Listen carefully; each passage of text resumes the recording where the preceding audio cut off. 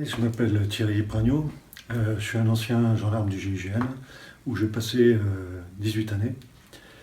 J'ai 64 ans, je suis retraité maintenant et j'ai participé à la prise d'otage de Marignane dans l'Airbus 89-69 en 94 où je suis rentré premier et où j'ai été grièvement blessé.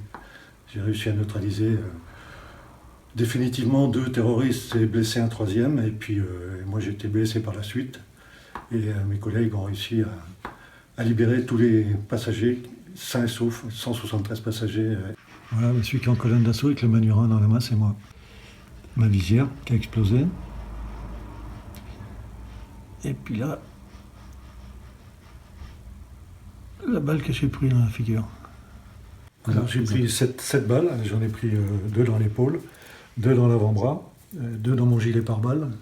Et la dernière qui m'a sauvé la vie, que j'ai pris dans la joue, là, qui m'a fait reculer du cockpit. Alors ça, ce sont des éclats de grenade, des micro-éclats, c'est une grenade soviétique. Voilà, alors il y en a des un peu plus gros, des un peu plus petits. Puis j'ai les fesses et les jambes me crépitent ça.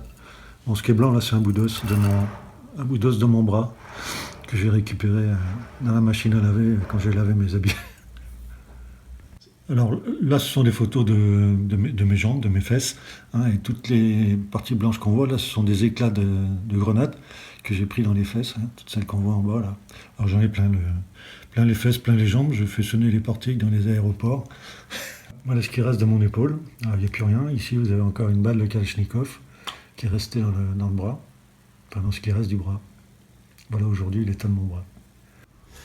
25 ans après l'assaut contre l'Airbus, est-ce que vous avez la sensation qu'on a eu affaire à la suite logique, finalement, d'un terrorisme organisé?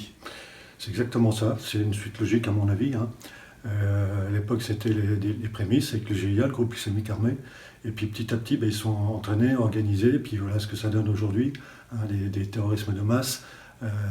Voilà, ça a pris une autre ampleur, là. Ça a un niveau au-dessus déjà. Vous participez à la première cérémonie d'hommage aux victimes du terrorisme.